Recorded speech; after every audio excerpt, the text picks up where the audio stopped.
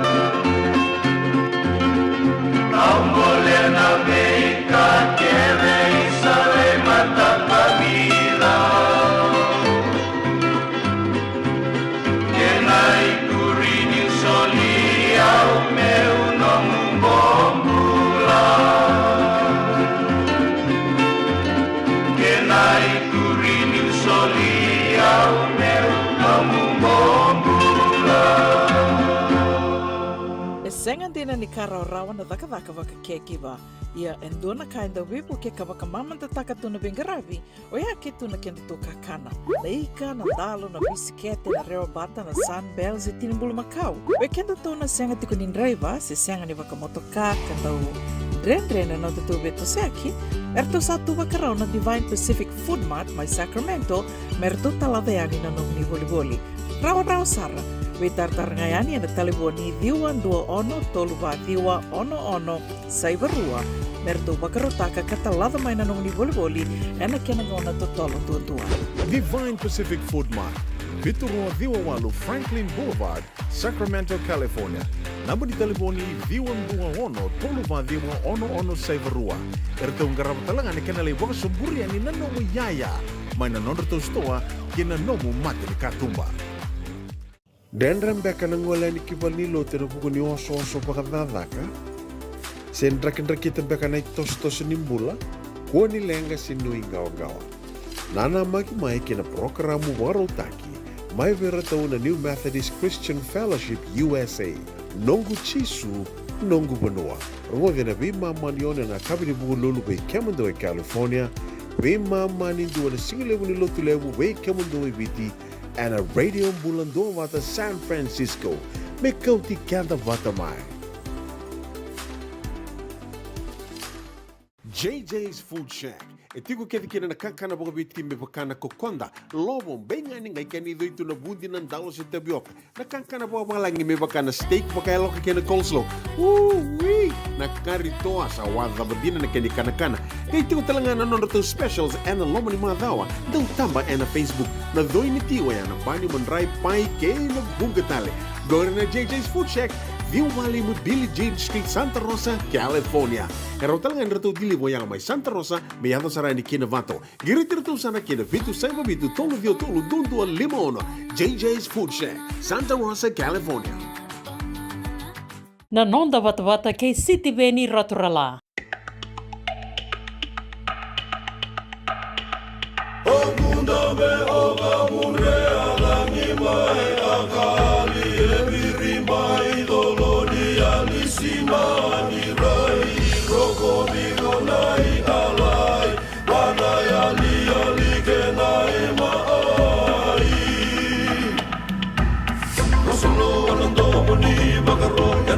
Masala ni uwango, masarau ni manua ya tabuko o. Salu kunro mimbo ni sauro, katabo ena singa ni rayawa. Nunubi na numbo ya ama sanga ina uwa ya bora, nakalo me akela ni wanga. Waka undo mo ang daw ni mu, sa o sa bakay makaroy layone sa uku. Waaw kamba siwai mainu, sururo usinay badalo, inuway mu. Rasaro, e guarda na mela mera oso, sa umbuka sena senido mo. There's a new way of digging through the sand. Dawn of a new age seems so true. Groove into the rhythm of life. The leaves of the palm tree wither and die.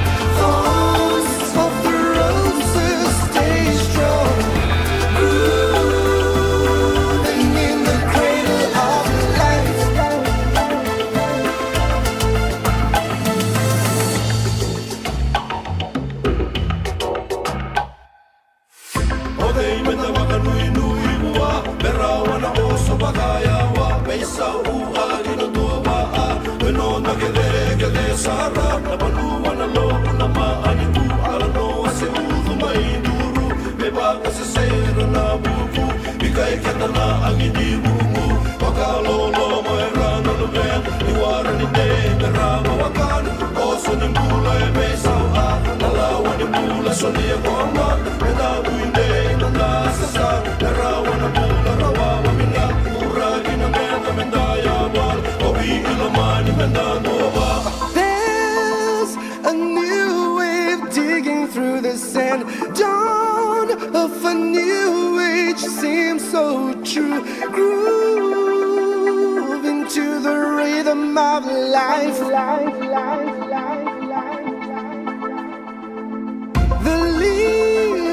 of the palm tree wither and die. Thorns of the roses stay strong, grooving in the cradle of life. There's a new wave digging through the sand. Dawn of a new age seems so true.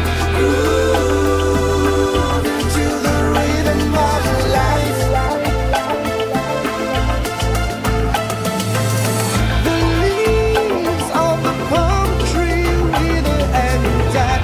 Thorns of the roses stay strong, grooving in the cradle of life.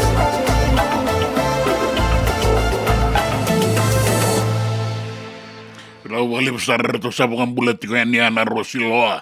Pinakabukali besaran semisi kaitani. Kahit yung ngamin on itukutuku, totoka na radio bulan 2 bate kau tikenda bata may matata and a top end may dawi in Northern Territory, may Australia. Pinakabukali semisi. Pinakabukali matangali.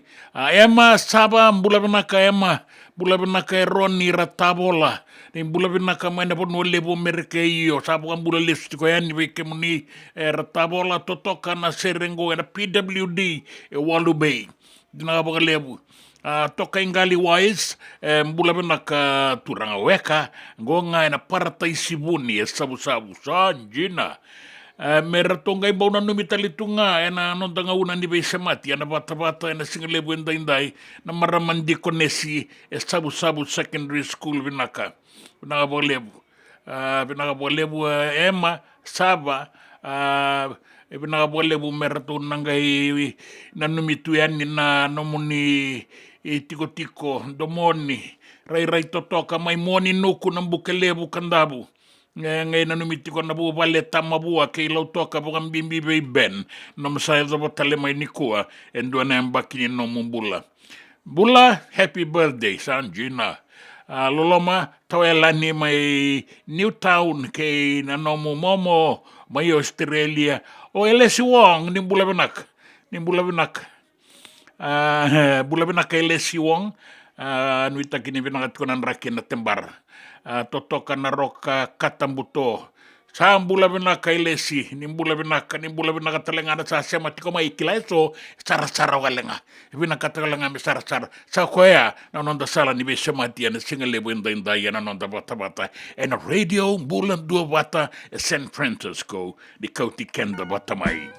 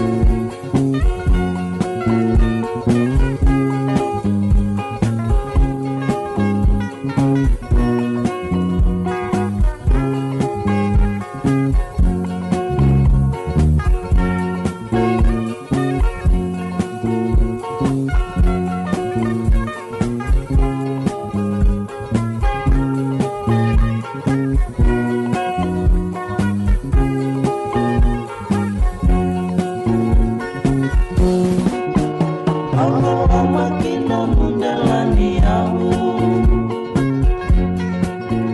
ona lindi korotumu maira akilani kono akivesau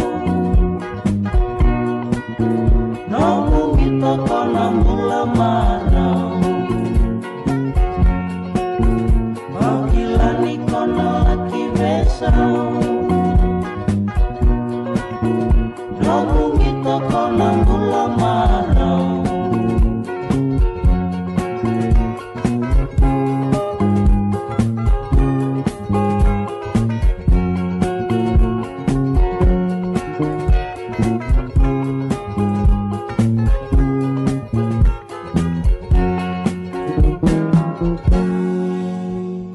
back in doon nungu life insurance policy? Nakakil ni tuta na katil kabitu ni okostita na 2022 o sangir ta kasarabiri ni tauna. Kabi nga ya kila maga nga ya sala ko mana check. Sengat tali ni pera, sengat sarangan ni pera paling lain. In time sarangan mai. So ang kaliwara ka tala tunda wala. Kuwertongko. O sala ro dengo pambinaksa. Iyo. O yasar nga na buna, rau sara, sa tiko na pepa se senga. Bula vinaka se tobi mate. Kambani duan nga kana soma may na claim na lom ni rosa nga bulu kavana ua keada na lenga nisa ambaki roa tina policy. Text mai kina wasa eva walu van dua tolu walu lima ena kena tuku matai lalai. O ya na wasa eva walu van dua tolu walu lima. Doyan Robina ka naman raman na ita. Do samba di ba kusa iwe? Yanra na ita. Kita sili katalaw manday na Orange Lounge. Maleka.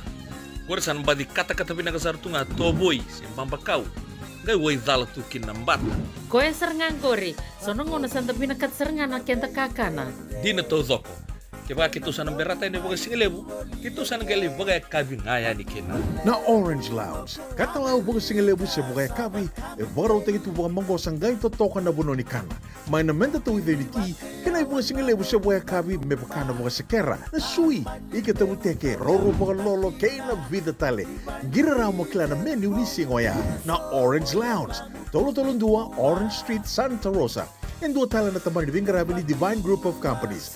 Dola may na walang kaloka na mataka, kina walang kaloka anambongi moniti kina singatambo na Orange Lounge. Tolo-tolong dua, Orange Street, Santa Rosa. Dendram beka nang wala ni kibal ni lote na buko ni oso pakadadaka. Sendra-kendra kita beka na itos-tos nimbula, kuha ni lenga sinuing gawa-gawa. Nana magi-mai kina programo warotaki, may veratao na New Methodist Christian Fellowship USA, nongu chisu, nongu banua.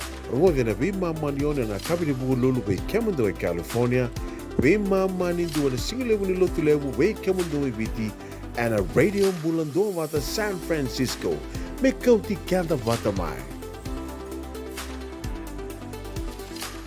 Nanonda vata kay sitiweni raturala.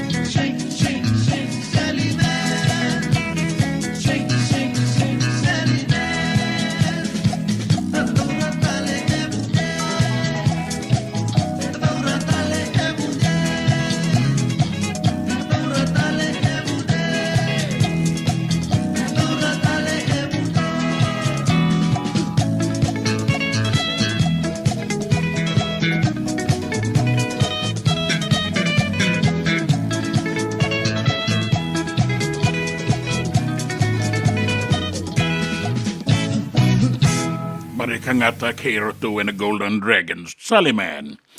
Nangaunan sabot kung way rosang ulkabana miniti metini karua.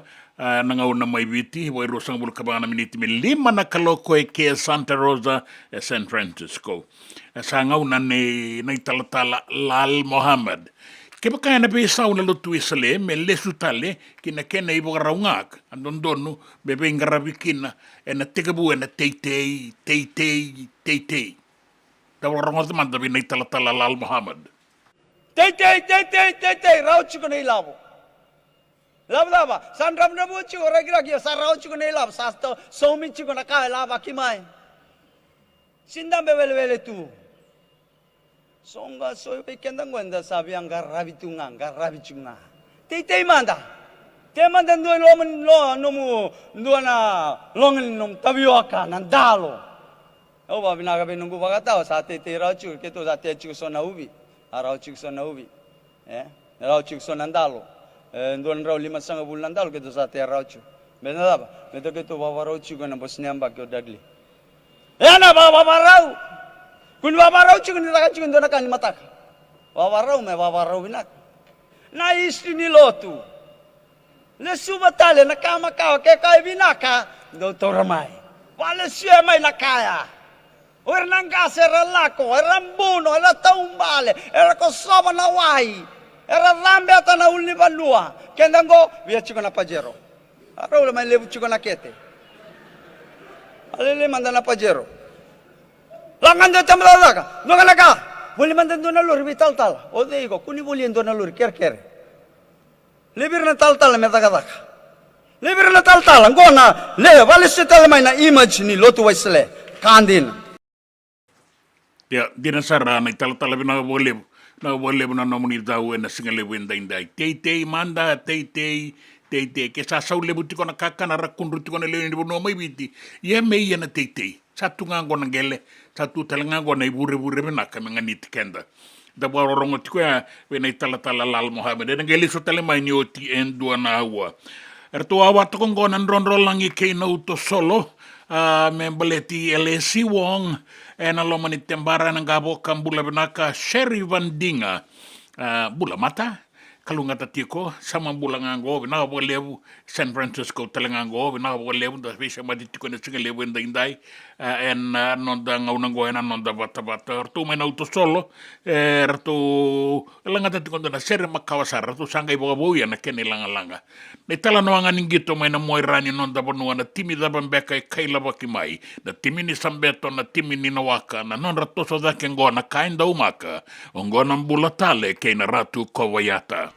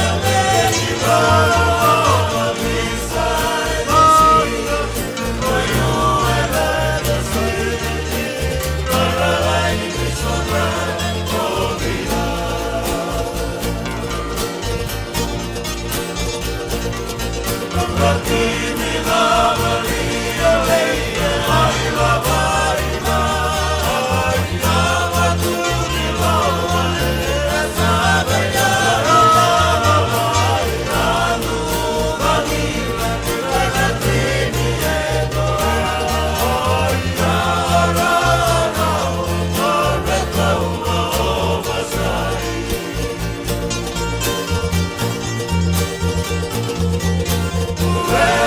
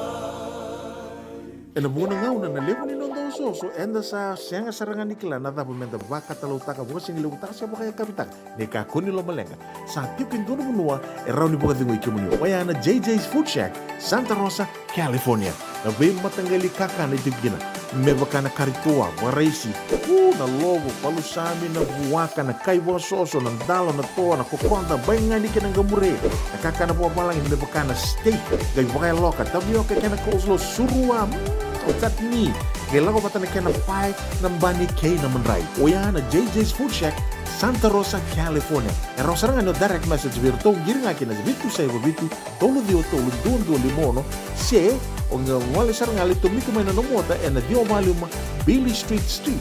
O yan e Santa Rosa, California. E raw talaga ni rito ulit dilibata ka na kaya mo katalawo sing lebo sa mga kabi, yan may Santa Rosa, Kinavato. JJ's Food Shack, Santa Rosa, California. Me volia back in dono ngu life insurance policy? Nakakil na ito tayo katil kabito ni Agostita na 2022 o sagir ta kasarabiri ni tauna. Kabi nga ya kinamaga nga ya sala ko mana check.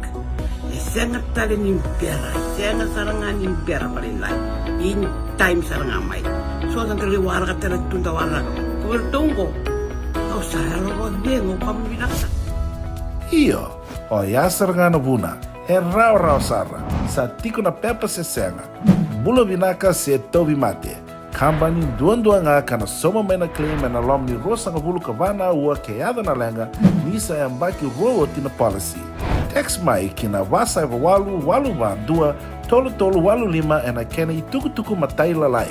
O ya na wasa eva walu van dua, tolu walu lima. Doyan Robina ka naman raman na ita. Do samba di ba kusa iwe? Yandra na ita. Kita sili katalaw Monday na Orange Lounge. Maleka. Warasan ba di kata-kata pinakasartunga toboy siyang pambakaw. Gay way dala tukin ng bata. Koe sarangan kori. Sonong na santa pinakat sarangan na kenta kakana. Di na to zoko. Kaya kito sa nang berata ni baga singalebu, kito sa nang gali baga kabing ngaya ni kina. Na Orange Lounge, katalaw baga singalebu siya baga kabi, e baraw tayo ito baga manggo sanggay totokan na buno ni kana. May namenda to ito ni ti, kanay baga singalebu siya baga kabi, may baka na baga sakera, na sui, ikatabu teke, roro baga lolo, kay na vida tale. Giraraw mo kila na menu ni singoya, na Orange Lounge, tolo-tolong dua, Orange Street, Santa Rosa. En dua tala na tabar ni Vingarabi ni Divine Group of Companies. Dola may na wala kaloka na mataka, kina wala kaloka anambongi moniti kina singatambo na Orange Lounge. Tolo-tolong dua, Orange Street, Santa Rosa. Binakabakalevo ng daw siya matikumay. Binakabakalevo ng daw aseti ko na nanda to vata-vata na Radio Bulandua Vata San Francisco may kautikan daw vatamay. And the sabo wala kasar niya daw yan inawalu sa ngabulo ng dolo na kende wili-wili ni matabu vale na Radio Bulandua Vata. Iya, ay wili-wili sar may pagkatuto vatataki kina kende wili-wili ng 182K Enovea sa Iburabura. Do na like, do na share, subscribe talaga Mike na Radio Bulandua Vata and na YouTube. Radio Bulandua Vata San Francisco, Mekoti Kenda Batamay.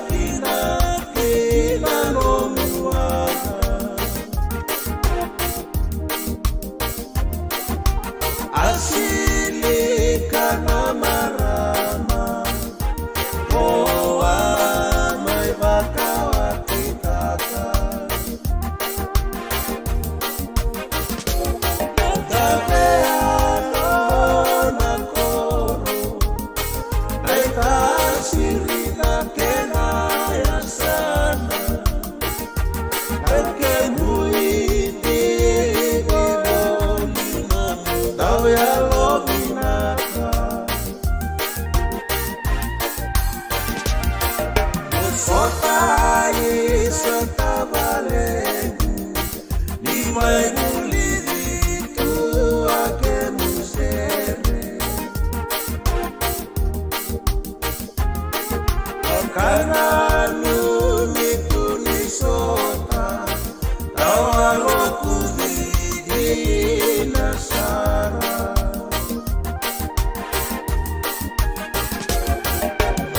Emorei satabale Golo mae tawayalami Diriawa tu kototoya Salolo mayani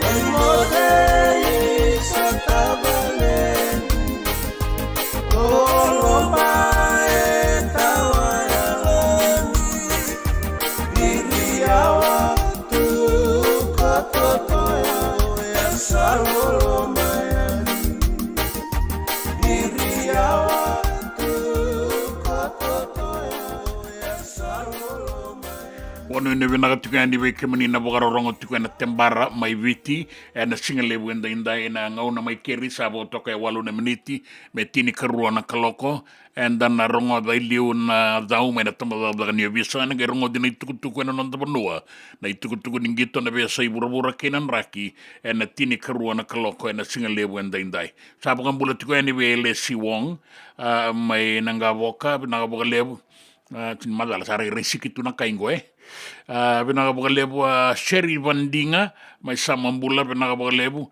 abat kay ana tetha langi tuibiani binakapakalebu ni bula binaka na kanto ni bagarongo tiko may waga may New South Wales Francis bagarongo tiko may Canberra Korturanga ni Australia kemuni na wakanda na sema tiko mai kino no takan sare bebi ando makabalele nan raki abi oti balele nan bata na deba ke Australia bina kabale langi tubiani ngole tale tungani be kemuni na bogoni ne bina kan radio mbulando bata San Francisco e kauti kenda batamai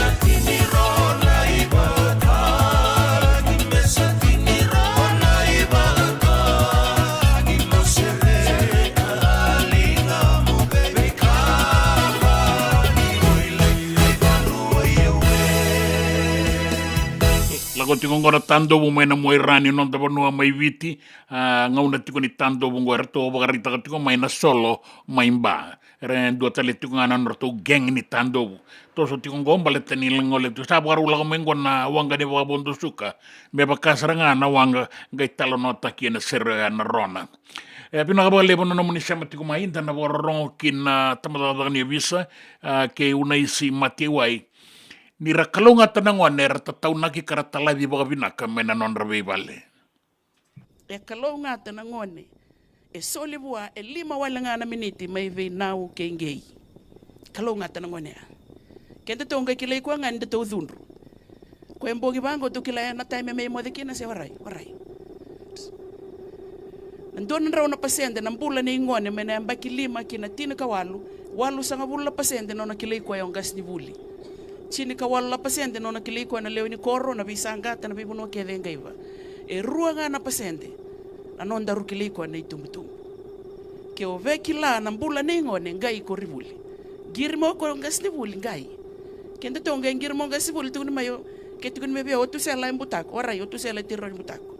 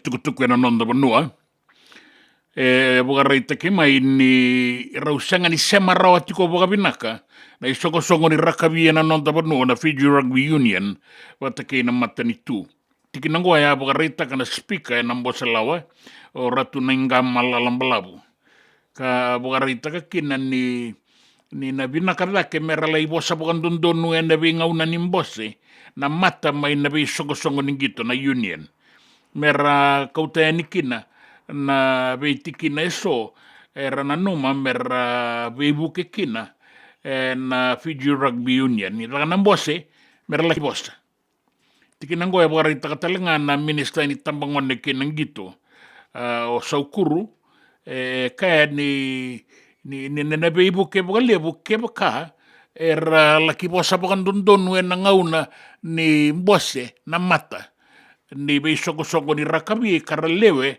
ni Fiji Rugby Union. E po se tiko ratu na inga malalambalabu na turanga na tuida kau ka speaker ni Mbosalawa. Me vangarai en dua na isema vinaka. Me raunrenga tiba takina na matanitu ke na isongo-songo ni rakabi na nonda vanua. Me raun ni buke ikina. E ka na speaker ni andua na ituba-tuba e biuta toka e na isongo-songo ni rakabi na Prime Minister sa Pagadengo o porenge mbai ni marama. Ka tiko talengaki na indua na mata mai na mata ni tu e na isongo-songo ni FRU. Ia sama ni kauleivi na tikina ya sa sanga ni indua na mata ni tu e tiko e na mata mbose ni rakavi e na nonda vanoa. Indua na vesau sanga i kauta mai na Prime Minister. Ongo o sitwe ni rambuka. Taya dona vesau e na isongo-songo ni rakavi. De ke kaya ni na vanua rau sanga tiko kina ni sema batango na isongo-songo ni rakavi ke ina matanitu e nondono men di ke bisara boga binak. E kaya tese saukuru na minister ni tambangone ke nangito ni sa dau makatoka na ngaunango e dina ni sa senga na matanitu e na matambose vake ni songo-songo ni rakavi e na nonda vanua. Ya, e na bagayadori en dua nambose e bagayambaki, e na bagayadori en na bulo nove en bango, ka nuita ki ni rao ni ralaki bebo sagi ki na bagandondono, na mata me na bi songo-songo ni rakavi, ka ralewe ni union ni rakavi e na nonda vanua. En duanan rao ano sangabulu kalima na kondru, labeti dhakeani mai veira na tamata dhakadhaka, mai vanua tani, kara dhakadhaka tikongo e viti. Gona i tukutuku kautamai na ministry ni vei vakadhakadhakataki, kina vei maliwai vakadhakadhaka. Dona rau ano sangabulu kalima na kondru, mai veira na matadhakadhaka era tikongo e na nonda vanua era lago mai vanua tani. Kana bebia matangali batangango ke na bebanganga e bina kata tiko na matanitu abiti me lakaba na matanitu Australia beira na nonda turanga ke na marama rala idaka tiko yani ki Australia tane iboga rauni daka baka talenga kinango o irango era kunru boga tiko eso na ngauna na iboga rauni daka ibiti bata ke na ken raisau kaya na minister kaya ngaraba na daka ke ina beibo kadakataki o Agni Deo Singh ni sataura na kunru kaua itakatalenga na kunru ya tiko mai e na be tambana eso ka kadakataki na leo ni bonua e na taundaku KBT. Doan rau rosanga bulu kandua era kunru tiko mai e na tambana ni Taravale. Ka dua telengana kene wase era tiko ena tambana ni Indinia. O era telengango era warita ka tiko maina non rakundru. Era rakundru telengama yeso. Ena be tambana ni rakadaka tu lewe diwa. Bata ke na lewe bitu. O era ena tambana ni Mbuliaya. Ka rau lewe rua. Na bengarabi na hotel ke na Saravanua. Ya na kundru ke dengo sa bandi ke bitiko sa bangangai tiko sa walira wa talenga na kene waselebu. Ya taronga na mboselawa na parlimendi na itukutuku ni ministry ni bibi bakataki endua na mata na itoni be sanga kalabeti rabu ka warita ka kinani dondono me kawaitaki na non rakundru na tamata daka mai banua tani kara mai bengarabi tikongo na non da banua viti e kao Agni Deo Singh na minister ni sangarabi tiko na kundru ka bangarai talenga mai 5 ka bana undolu tolu nan rau tolu sangabulu ka bitu nan dola na ilabo semberatu ni rabi saumitaka endua na kene wase sanga iso libeira na non rei bota-bota. Bogarita kan ni Sangarabitiko sabukan dikebitiko pangangai na kunru kedengo mero ni matata na kena itukutuku kei na nonra tiko binaka na wekanda rongole mai bonota ni ramai dakadaka ena nonda bonu ebiti kinangito ena duana ituba kasinge donga maingo ena madongo bukan deitaka kina ni na vitu nangito na bukai tabi kina na nonda banu ena bagi katumai na Fijian rua go embaleta na baki rua nondolu rua sangabulu kalima ena sota kina ebiti bata kina timi so me bakana Crusaders na Auckland Blues na ACT Brumbies bata kina timi taleso karawasi o suwa ke lautoka. E panangito na dakani suwa na HFC Bank Stadium na kena buwa na laking Garabiani na Churchill Park may lautoka. Na timi ni ACT Brumbies ay sebu ni timi mena maingito na nontabanua na bagi katumai karaw na sota kay nanrua na katini kalima ni singan ni bulo beberueri e suba.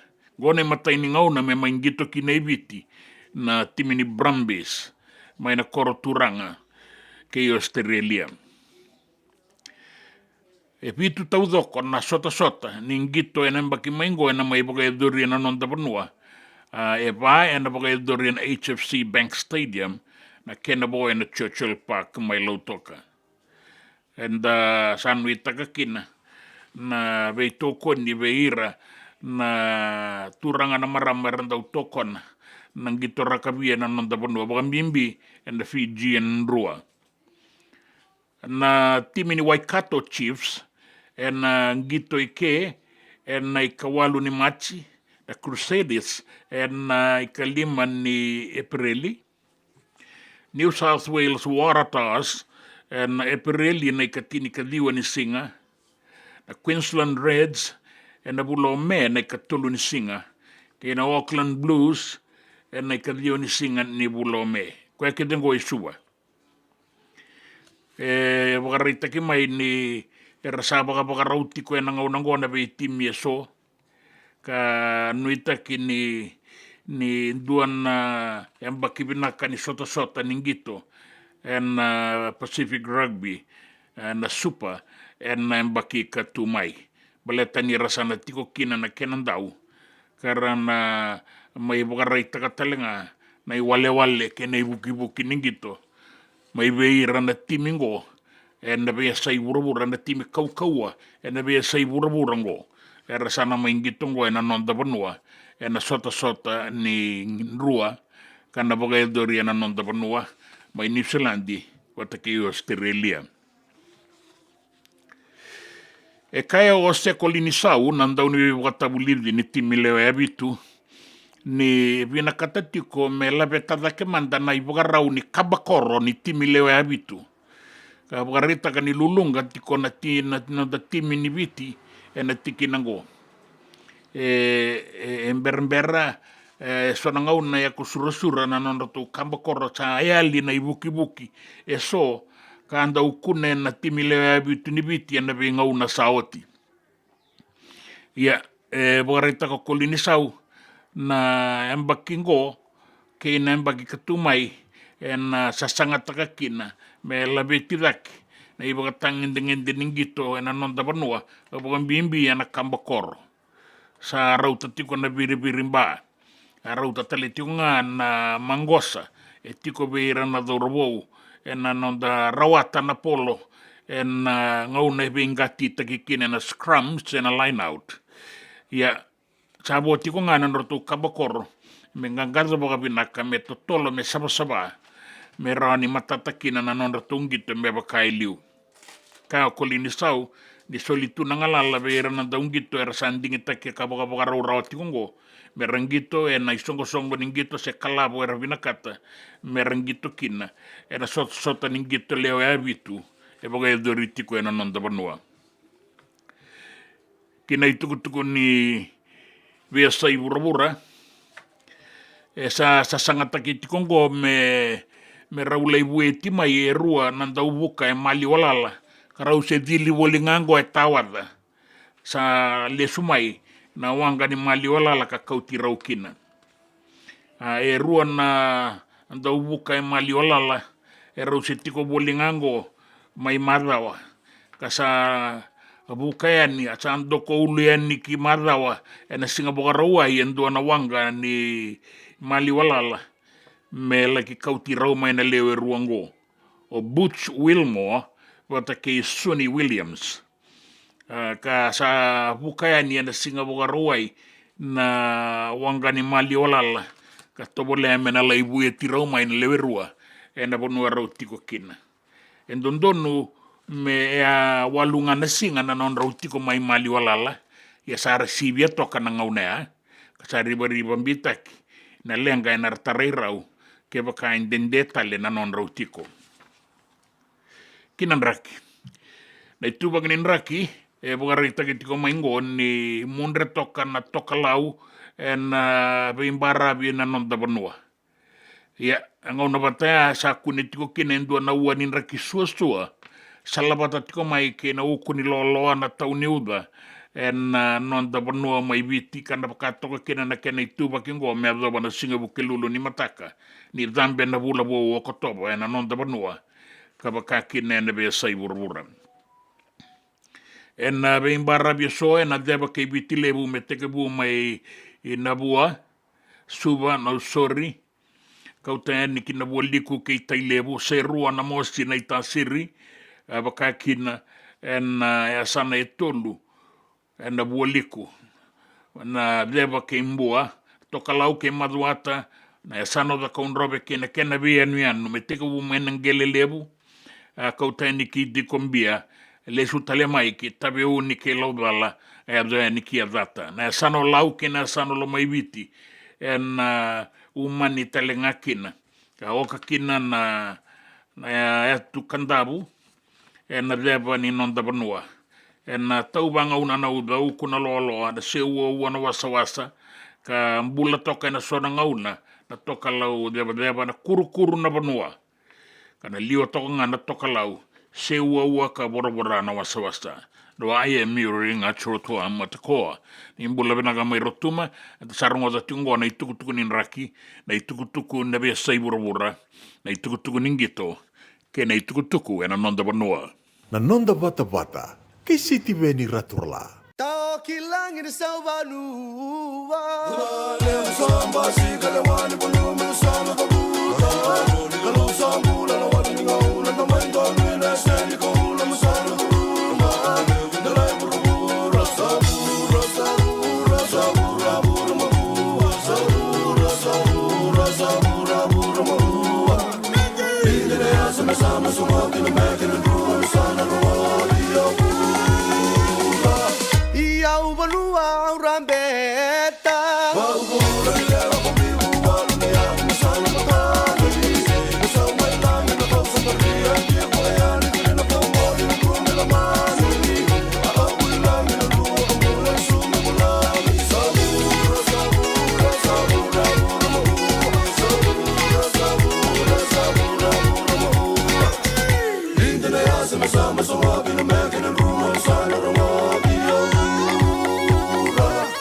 Suka ni me que usando muda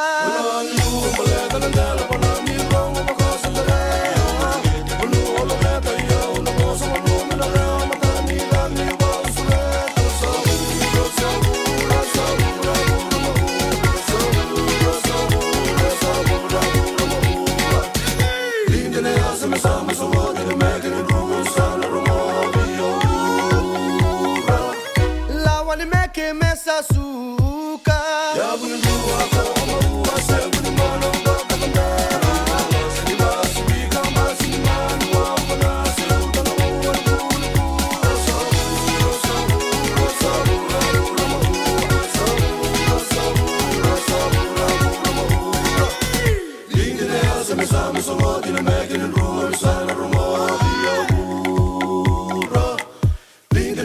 Sama so walking and making and room sana room que me açúcar. Ya bunun dua ko ama uwa se buni mano ba kadande. Mama sindi ba sibi kamba sini manu wa bana se utala uwa na bulu kula sabura sabura sabura bura ma uwa sabura sabura sabura bura ma uwa. Linde ne ase me sama somo kina mekin ruwa sana romo dia bura. Isso que ele me que usando muda.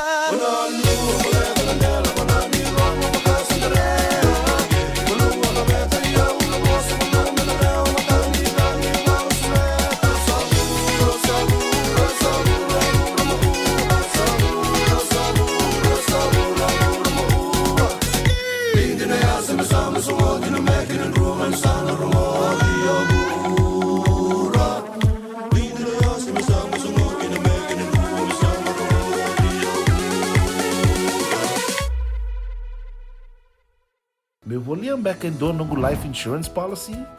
Nakakil ni tuta na katil kabitu ni okostita na 2022 o sangir ta kasarabiri ni tauna. Kabi ngaya kila maga ngaya salah ko mana check. Sengat tali ni impera, sengat sarangan impera palilai. In time sarangan mai. So ang tali warga tali tunda warga. Kubertungo. Au saya lo dengo kamu binasa. Iyo, o yasar ngana buna, rau sarra, sa tiko na pepa se senga, bula binaka se tobi mate, kambani duandua nga kana soma mena claim na lomni rosa nga bulu kavana ua keada na lenga, nisa yambaki roa tina policy. Text mai kina wasa eva walu vandua, tolu walu lima ena kena ituku matai lalai. O ya na wasa eva walu vandua, tolu walu lima. Doyan Robina kana maraman na ita. Do samba di ba kusa iwe. Yandra na ita. Kita sili katalaw mande na Orange Lounge. Maleka. Gurasan ba di kata-kata pinakasartunga toboy simpang bakau. Gay way dala tu kinambata. Koe serengan kori. Sono ngono santa pinakat serengan na kenta kakana. Di na to zoko. Kaya kita sana berata ini bagai singlebu, kita sana gali bagai kabi ngaya ni kena. Na Orange Lounge, kata lau bagai singlebu se bagai kabi, baru tegi tu bagai manggo sanggai to toka na buno ni kana. Mai na menta tu ide ni ti, kena bagai singlebu se bagai kabi me bakana bagai sekera. Na sui, ika tabu teke roro bagai lolo kena vida tale. Gira ramo klana menu ni singoya. Na Orange Lounge, tolong dua Orange Street Santa Rosa. Yang dua tala na tamang divingarabi ni Divine Group of Companies. Dola mena wala kaloka na mataka, kina wala kaloka anambongi moniti kina singatambo. Na Orange Lounge. Tolo dua Orange Street, Santa Rosa. Nanonda vata-vata ki City Veni Raturala.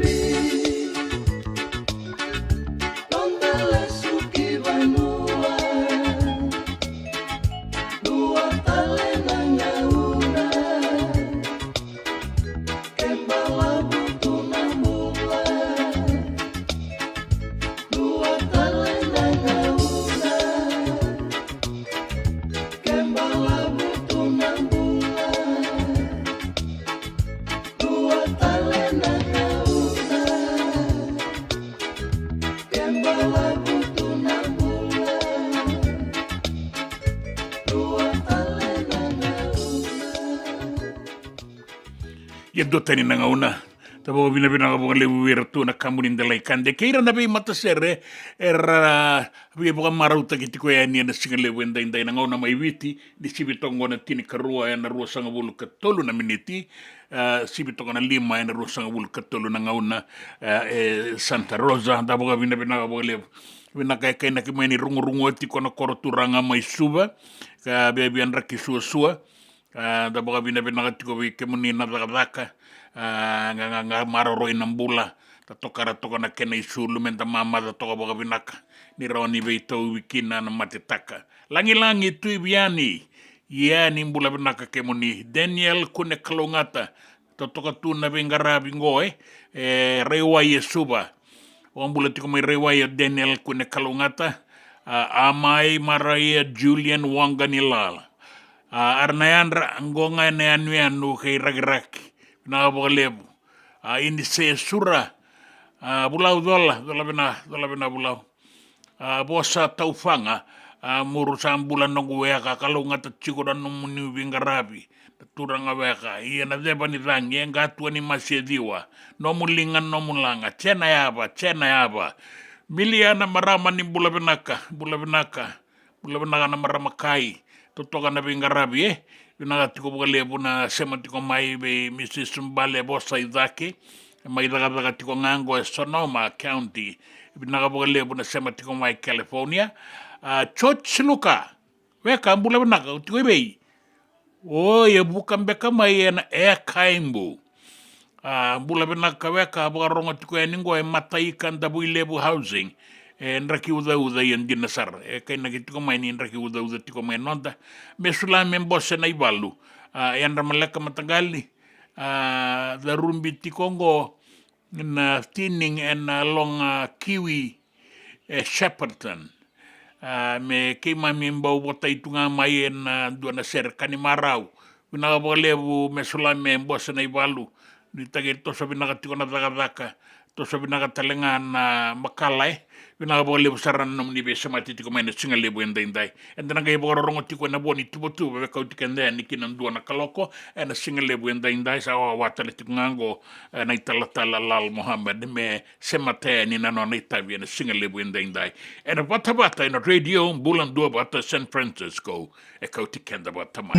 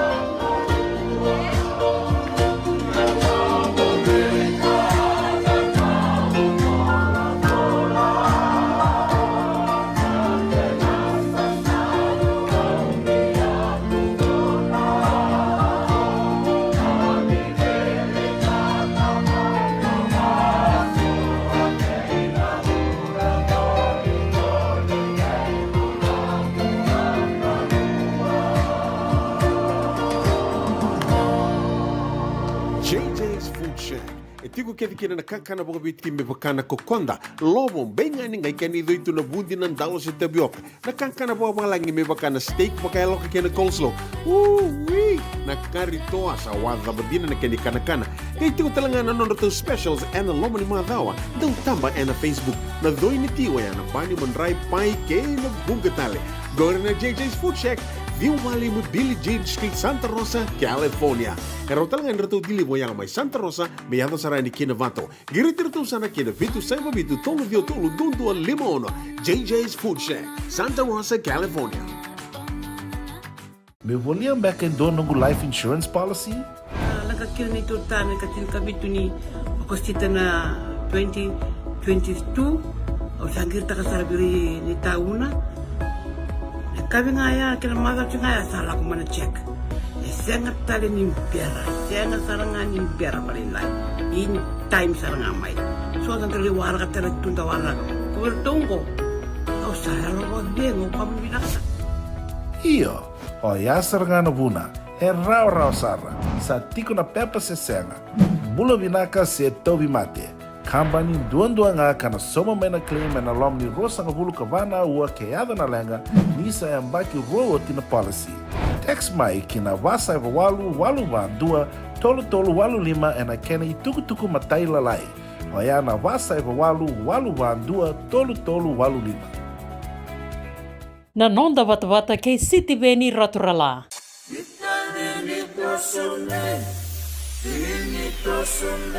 Sangalala kabune, malala kabune, reti amelen, angatangotune, kualandulealan, savaleke minagrevi. Songombula.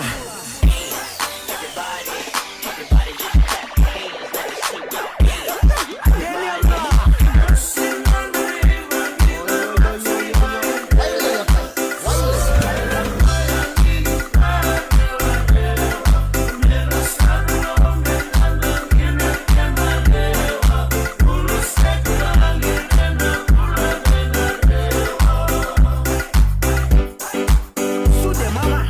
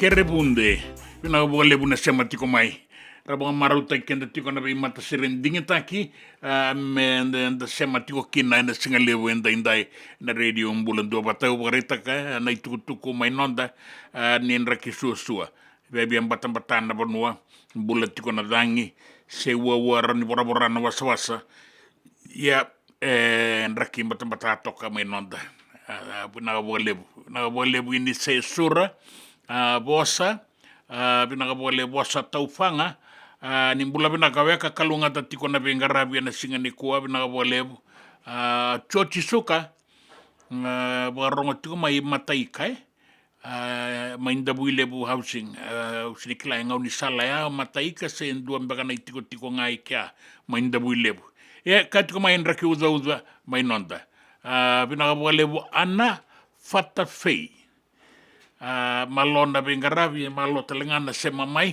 rongo binaga tiko na sere roan inda be bota tiko kina kisawana duana bubale na fata fei mai be yuki binaga bole busara binakana binana bin mitiko mai na singale buenda inda inu itakini ndau magatiko na raki ke bukan raki suasua ya taboga binaga tiko mandanga tori katinai binaga bole bunana muni sema mai na singale buenda indai do kani mara una dingo matiko na nomoni tuku ya do tiko mai na be ngaune so ni bengarabi be tori katina mena ya tukuka ka tiko mai ni bogam bula tiko mai ni nonda ya kabitiko ni sigamoniti indai mena ya tukuka binaga bole met kameli nok sambale suba dola bina ke muni na kanda na dua wata tiko mai ke tori katina era na numan ni na rawa talenga ni rambo wata itu na be baga marauta kenda sabe wata isarati ko ngaki bura binaga bole bona no muni sama tiko mai na singale wenda indai na nonda ngaunango na nonda bata in radio bulan dua bata San Francisco kau tikenda bata mai. Ya, dapat orang mandabe na italatala. Lal Muhammad. Ito na kaya tukunoko ang balatan na taliboni. Darungo zaman. Kila ito na ka ore de chungo na bawele. Go. Sa bawele takikendo setani na damungo. Adamungo. Ay, do sa ngaluchik. Adamungo. Talibon may be. Talibon, di nga ni talibon. Kondon di ba singali setan sa solibikan. Asenga na kango sa asenga na mbula. Yali nga na telefoni. Wow! Saya yali na mbula. Ya kaya yali o chisu. Sindo na ka. Mekuwa ko niya yali nito telefon. Mena ba? Elebu na ka chugalom telefon. Lago chuga na phone, lago chuga na Facebook, lago chuga lebu na ka. Ngai bango chuga na linga mo zawiri chuga bango, zawiri chuga zawiri. Lebu ni zawiri na linga mo bango na numa iko talanga na zawiri chuga. Kina mendang ngaro na tonga na zawiri. Tawiri na linga, tawiri talanga so talana ka. Pinaga boleh, na itala Lal Muhammad na singale buenda inda. Indo mendara kena ibu langau.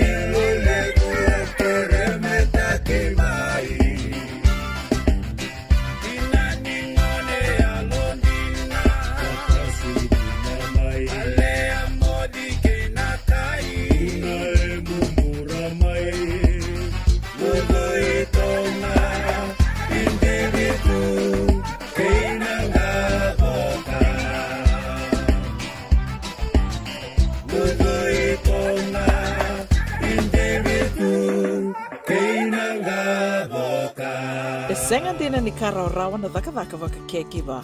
Ia endona kainda wipu ke kawaka mamanta taka tuna bengaravi, o ia ke tuna kenda to kakana. Na ika, na dalo, na bisikete, na reo bata, na sunbells e tinimbulu makau. We kenda to na senga tiko ni driver, se senga ni waka motoka, kanda u dren na tutu beto seaki, erto satu wakarau na Divine Pacific Food Mart, mai Sacramento, merto talaveani na nung ni boli. Rawa sara. We tartarngayani na telefoni diwa 21 saibarua merto bakarotaka katalada mai na nung ni boli ena kena ngona totolo tutua. Divine Pacific Food Mart, Viturua Diwawalu Franklin Boulevard, Sacramento, California. Namba di telefoni Diwa saibarua. Erto ngarapatalangan kena lewak sumburi ani nanomu yaya. Mai na nondro stoa kena nomu mate ni katumba. Dendram beka na ngola ni kibalilo tero buku ni oso pakadadaka.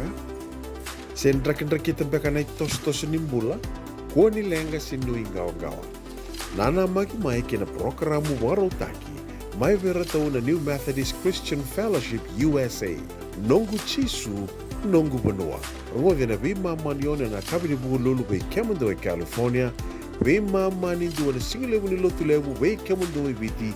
And a radio bulando vata San Francisco. Me kauti kanta vata mai. JJ's Food Shack. E tiku kete kina na kakana boka biti me bakana kokonda. Lobo benga ni ngai kani doitu na bundi nan dalo se tabioka. Na kakana boka malangi me bakana steak baka loka kena coleslaw. Wee! Na karitoa sa wadha badina na kani kana. Kay tiku talanga na nono specials and the lomo ni madawa. Daw tamba na Facebook. Na doi ni tiwa ya na bani mandrai pai kay na bungatale. Go na JJ's Food Shack. View Valley mo Billie Jean Street, Santa Rosa, California. Karo talagang rito dili mo yang may Santa Rosa, may yato saray ni Kinavato. Girit-rito sana Kinavitu, Saiba Vitu, Tolo Dio Tolo, Dundo, Limon, JJ's Food Shack, Santa Rosa, California. Nanonda wata-wata kay City Veni Raturala.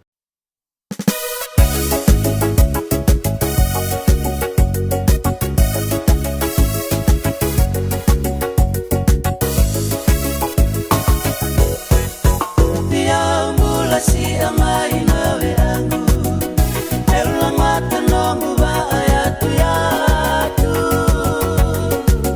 Takani mana ni ului na viri Bongu koroto akenda nivi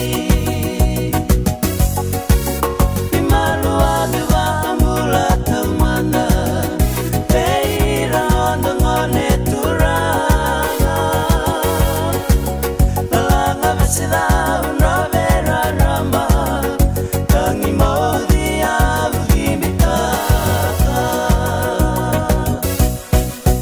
Memanga sarani nguile nabi Batu atena ena beweani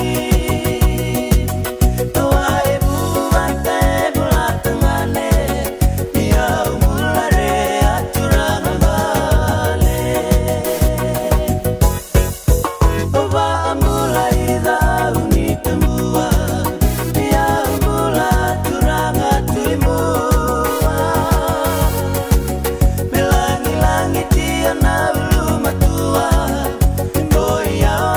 Seni asibula Matani tu beleani tomata Novela umumanuata Uini masi eva melimitahi Ibua nivanula tumedolati Isa kumbuna ke muremba sana Kaina lolo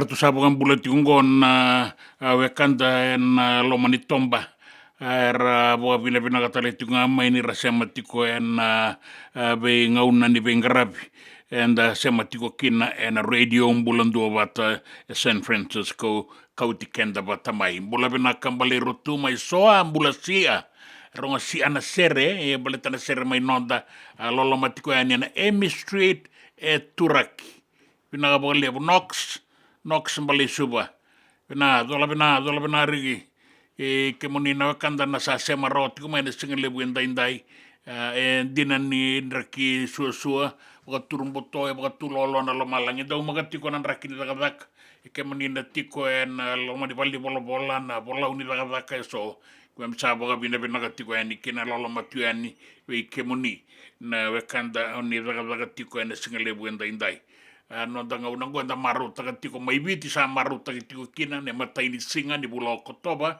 sa zambe na ikatini ni bula bo wenda duruma tiko yaningo ka ni nangai zambe tamai na singa ni mataka na wekanda so o ni tiko bole kangango Santa Rosa Sacramento ke na be bonua bole ka di San Francisco ya na bonua lebu Amerike ya mengai kada bari na singa ni kua na bula September ni mataka ni sa zo batalenga mai na matai ni no muni singa bina bole bon da sema tiko mai singa lebu indai be ratu na ilaola ni mbali rutu mai soa bina bole bu mai da kauni tambua on bula bina ka mai ngaloa ni bula bina ka mai ngaloa rongo da kena itala no anga indomo na loto kana be seko la lo mai ngaloa divini anu ni tandra mai burni tuiwai na sanombua bina ka bole buna no muni sama tiko mai bonu ni bina ka be kemani na dabo kota na be bale ni mbula kimni na bikai kota ni boni tabi mati se ni toko ngai bale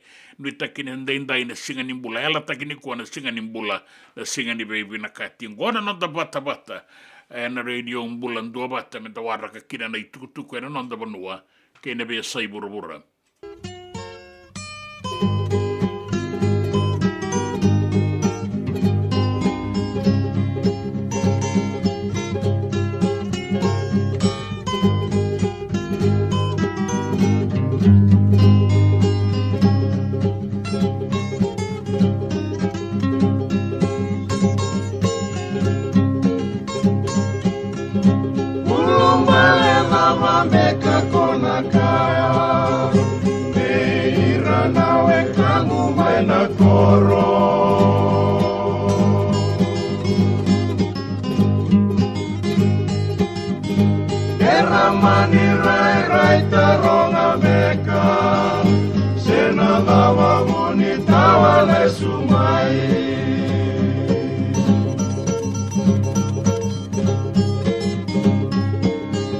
Sandiatu lawa tu na sengani loloma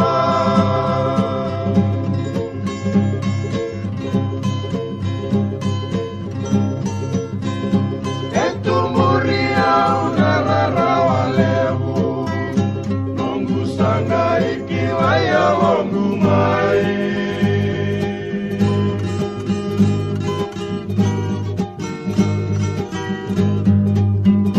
Salala nonda rulo mani vale Kasamala etale ngana seni kau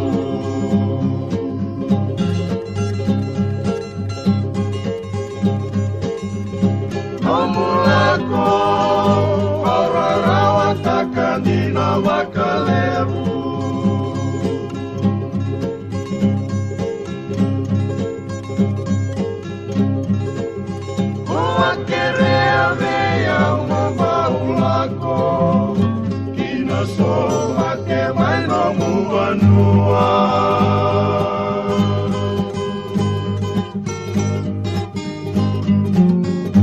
Australiana nongu bakamauta Dewaka niko nongu bakamau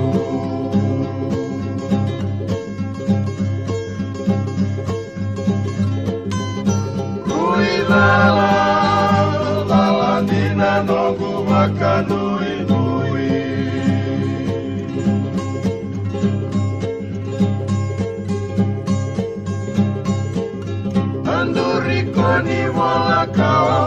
makina Ina ya sana romo leko maluata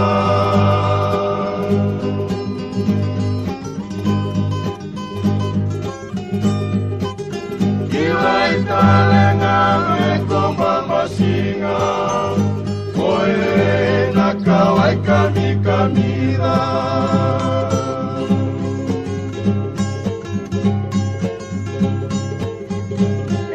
Senga, ala senga sarani ngurile lava.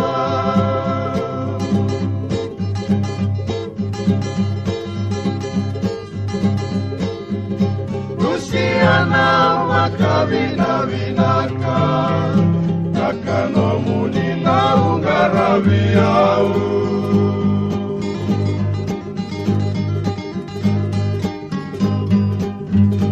Mana yang makirui leka-leka Erui mosita dina na utombu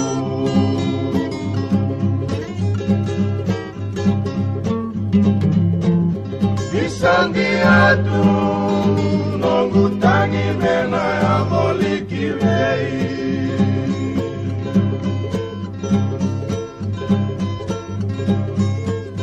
Bisang diatu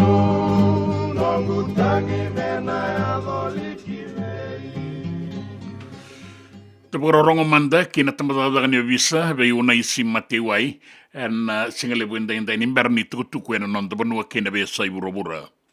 E kalau ngata na ngone. E soli bua e 5 wala nga na miniti may vei nau kengei. Kalau ngata na ngone. Kenta tonga kilay ko nganda to dhunru. Ko embogi bango to kilay na time may mo de kina se warai. Nandun raw na pasyente ng pula ni ngone mena ambaki 5 kina tina kawalu. Walu sanga bula pasyente no nakilay ko yung gas ni buli. Chini kawalu la pasyente no nakilay ko na leo ni koro na bisanga ta na bibuno kaya denga iba. E rua nga na pasyente. Anon daru kilay ko na itumutum. Kaya veki la ng bula ni ngone ngai ko ribuli. Girmo ko yung gas ni buli ngai. Kaya to ngai girmo gas ni buli tu ni mayo. Kaya tukun mebe otu sela yung butak. Waray otu sela tiro yung butak.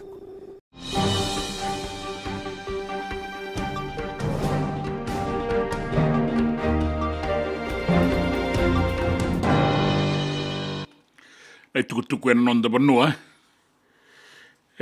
Pagaraita kitiko mai ena palimendi ni tiko na kauai ni rausanga ni veise matirao tiko na mata ni tu watake na isongo-songo ni gito rakabi ena non tabanua na Fiji Rugby Union. Tukutuku ngoya pagaraita kamai na minista ni tambangon na kay nang gito Chese Saukuru.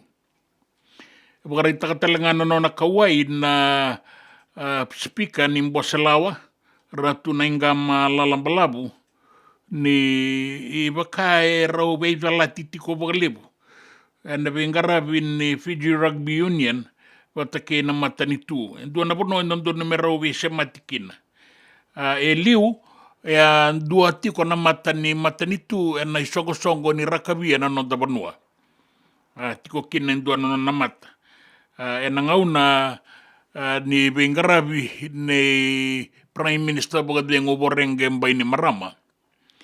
Yan ni sama ibesau sa sangatalenindo na mata ni matanitu etiko na FRU nango o ko embeka ibe dala titiko kina elebu na itukutuku endarongoba. Kena bengarabi ni rakabi na nonda banua.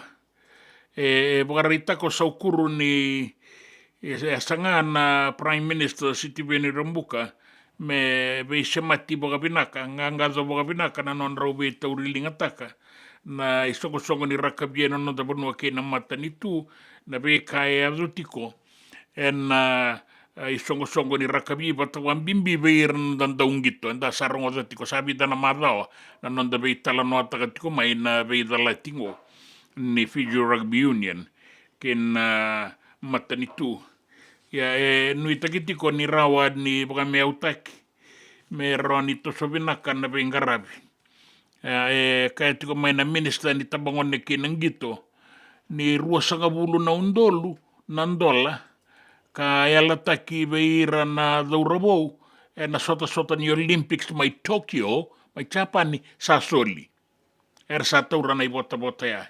Ia se ni ko ya nei ulu tanga vital no takitiko o ko nang gitu ni bura kasanga i otinga na mbaki saoti ke na sota le na sota ka laki boga e dori mai na bono Amerike ka la ingito kina ke na timini All Blacks na timini viti e vida tale na sota mai muri me ado saraki chavani e na sota ni PNC kasanga i otinga na ruona mada o saoti na veita lati ni vei bosaki ndui na tuku e rau tuku na tiko mai na isongo wata keira na daungito sabagarita kan nalo mandar na daungito non rakaweta kan ni sanga ni bagai dora bagai binakatiko na isongo di rakabi na non tabunua na non itabi solia bagan dondonu ka solia bagai binaka na non ribota na daungito me baka na bielelati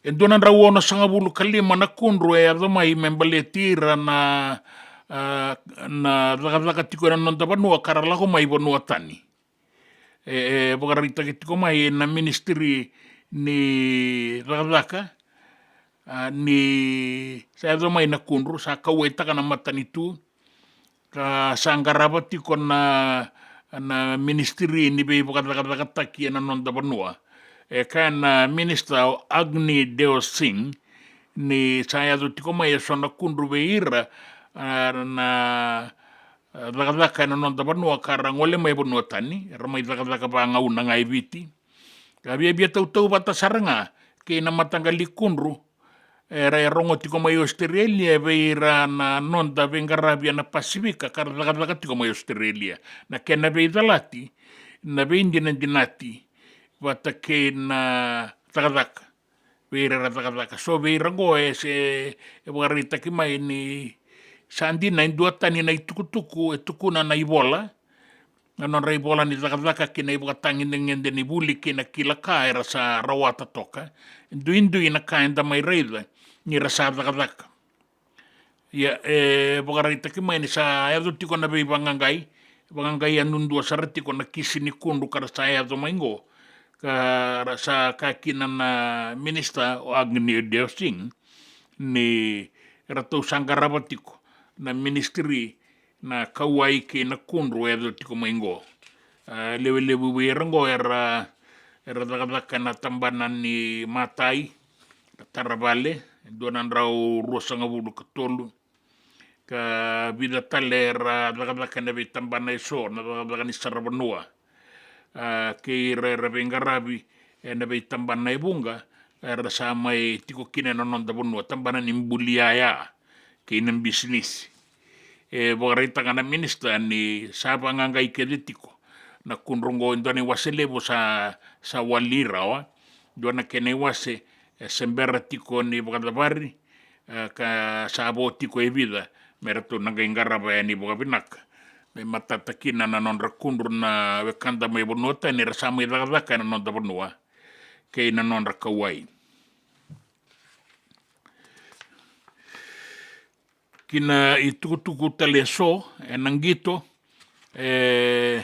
warita ki mai ni nangito bogabitu na non dabonua na nrua na mbaki katumai na bitu nangito era sota tikongo bata ke rana be timi kilai lebu karongo kilai tu ena be sai burubura na iwa tangin dengan dake ni non rangito me bakana Crusaders Auckland Blues ACT Brumbies ka rana maingito ngorto nang gito e suba e pa nang gito ena boga eldoriani e suba na kena bo ena laki boga eldoriani Churchill Park mai lautoka ka sa nui takikina na non dabe toko ni sanga nindua na dau sarangito na be sai burubura e tau bata ke na non rabe toko ni na dau sarangito ibiti ni sama ingito na nrua na non dabanua nui takini na bukan de takitiko na ilaola ko ya me rana toko ni tiko kina buka binaka na non dadauruwo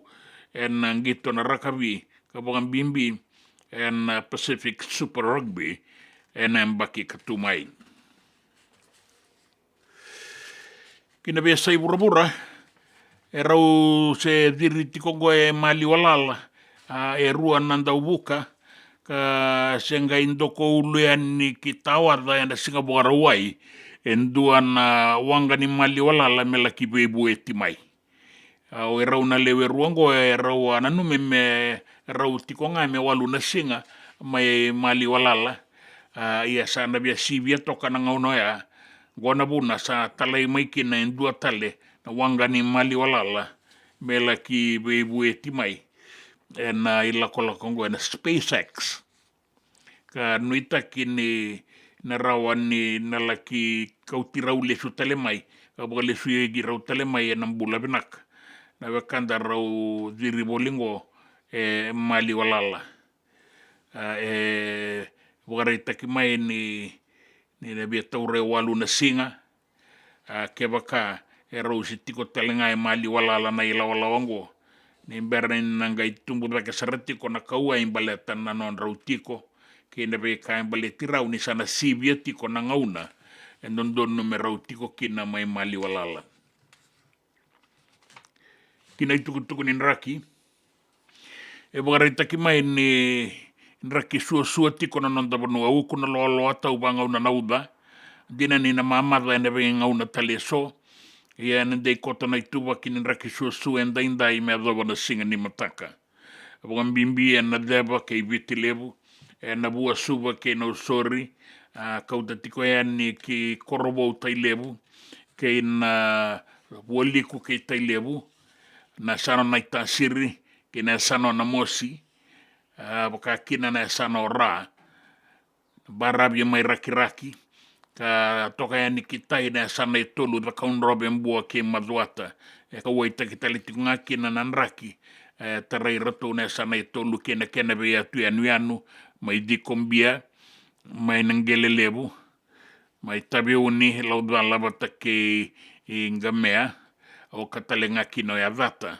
na atu lau kena atu lo mai viti bakakina na nonra kawai na lewe ni banua na buku ni nraki wiliki no kandabu ke na be anu lalai bole kata ko e tungor na itukutuku ni nraki randau maka na sona ngauna nraki mama da be ngauna taleso na kavi sana ngai boga tulolo na lo malangi roni kurukuru na banua tau nauda sewa na wasawasa na laki bora na sona ngauna ngori kemenina turanga ke na marama na itukutuku ni nraki na nonda banua na itukutuku ene be sai bora na itukutuku ni ngito ke na nonda banua na nonda vata ke City Veni Raturala.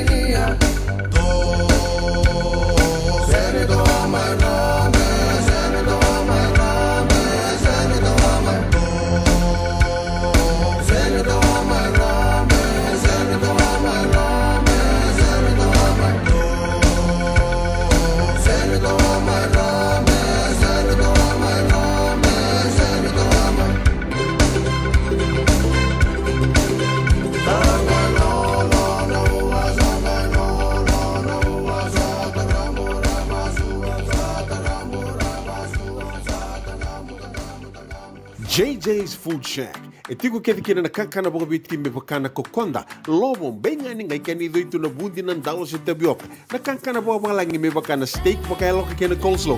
Wee! Na kari toa sa wadha badina na kani kana. Kay tiku talangana non to specials and the lomo ni madawa. Dau tamba na Facebook. Na doi ni tiwa ya na pani mandrai pai ke na bugatale. Gore na JJ's Food Shack. Viu Valley mo Billy James Street, Santa Rosa, California. Pero talagang rito dili mo yang may Santa Rosa, may ato sa rani kinavato. Giritirto sana kinavitu sa mabitu tolo dio tolo dundu al limono. JJ's Food Shack, Santa Rosa, California. Me voliam back and do nungu life insurance policy? Nakakira na ito tayo katil kabitu ni akostita na 2022 o sangir takasarabiri ni tauna. Kami ngaya kila mara tu ngaya salah aku mana cek. Sangat tali ni biara, sangat sarangan ni biara paling lain. In time sarangan mai. So kan terli warga terli tunda warga. Kau tunggu. Kau saya lawan dia ngau bilang. Iyo, o ya sarangana buna, rau sarra, sa tiku na pepa se senga.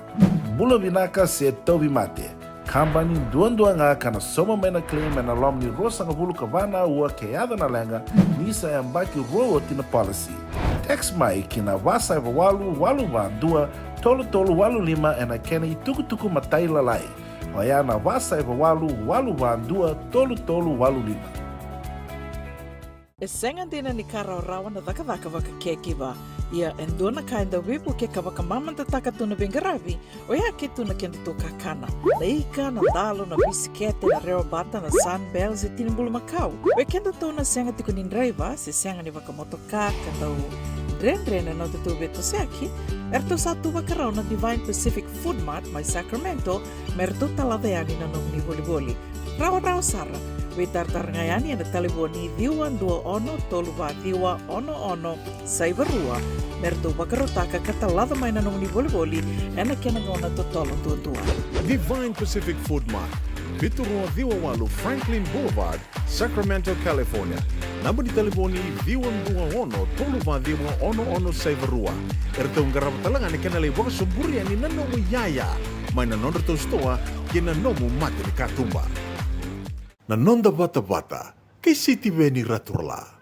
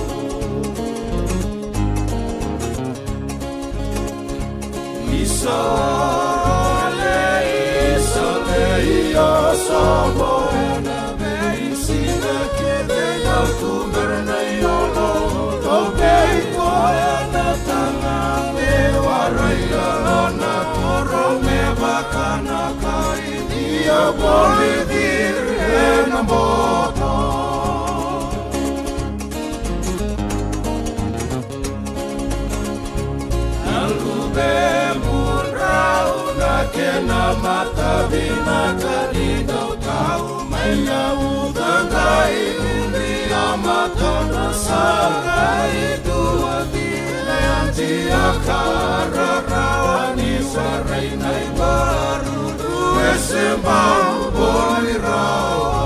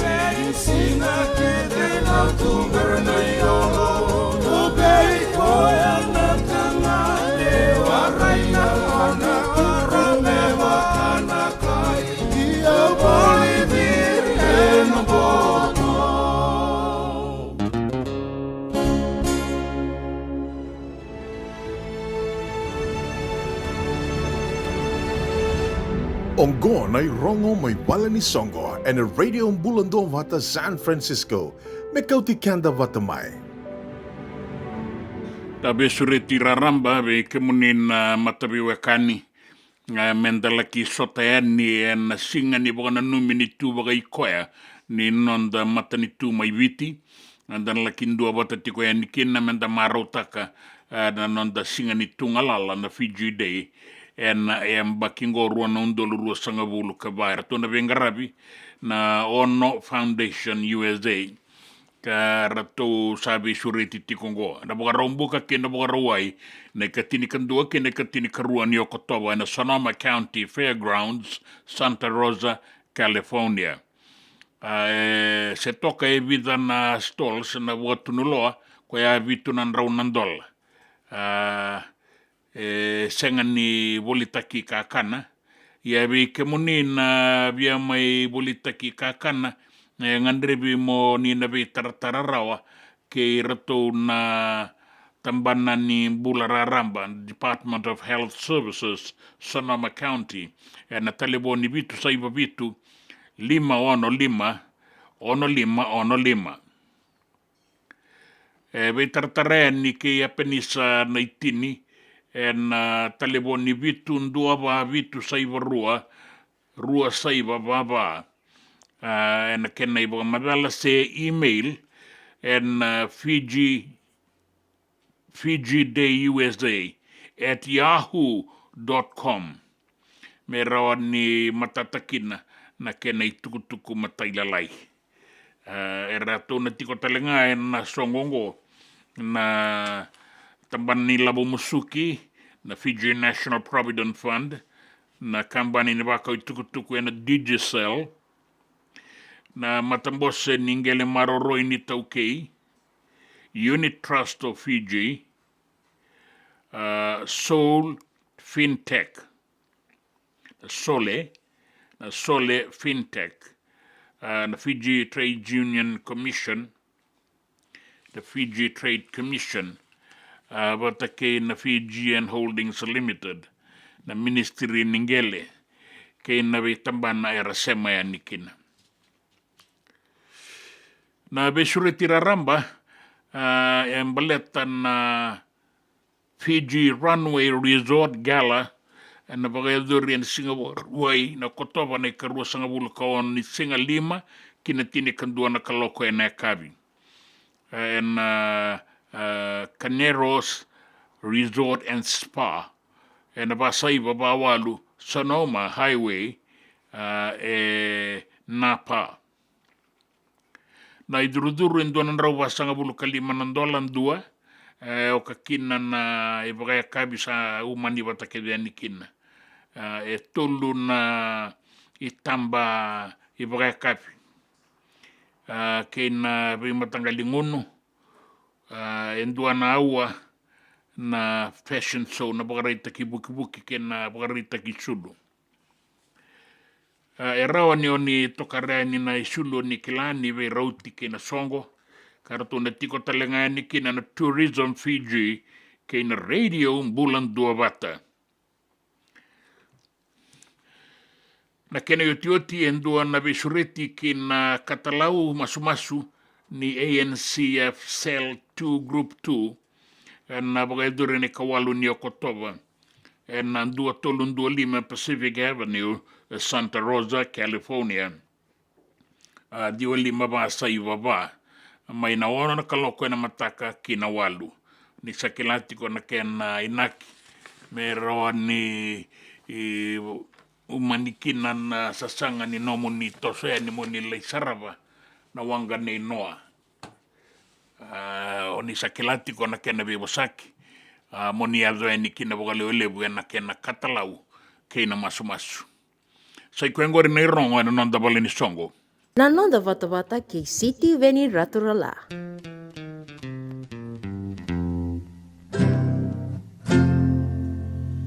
Niwasoti au tua muararama meu sereta toa mataya saila ya mua saila itu enota bitirarama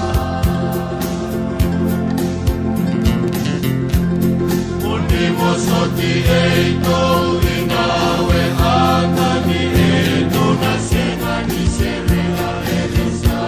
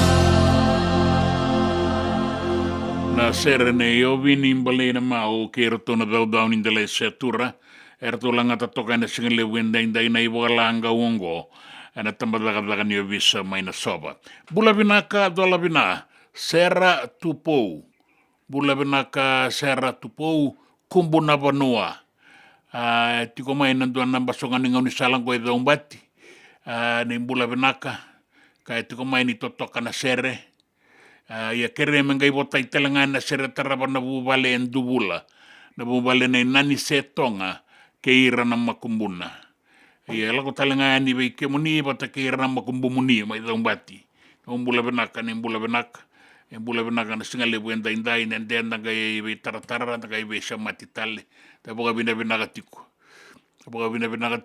tukoli ndrabikula umbula benaka tale inderebe mai koro ne anu no koro ni bula bena katale ngai mbau na numitu mai I koro o sala o ai so bueti ke tusake na bolebu tukoli na no matali tiko wendo na tukoli tiko ngango in Newtown na tuirara bagadengu mai sevesi bula bena karobana kandabu buna dola bena tau pina wale totoka na sere makarir se talenga na be talanoa na be bosaki ke na be boga marutaki toka e ningo na Kaura New South Wales vinaga bolebu sa boga nui vinaga talitunga ni be ke monia na be ngarabi na singa ndai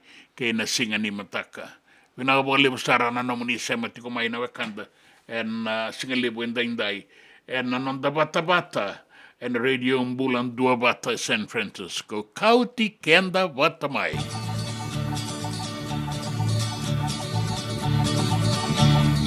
Isa balang mai nano buseretale yang bagomoli nando moni wakanana itu nanu marawali kami tentu kau dia Dio le sue che muni, mio borro da nato muni, da non gumaro e muni tu, oia, mi che muni. Tata dravolina, Natale koya, bembau ya betale, che nasala tu. Tu tanto amar, nanu mikemu, kau ngalili tuma, kau tiao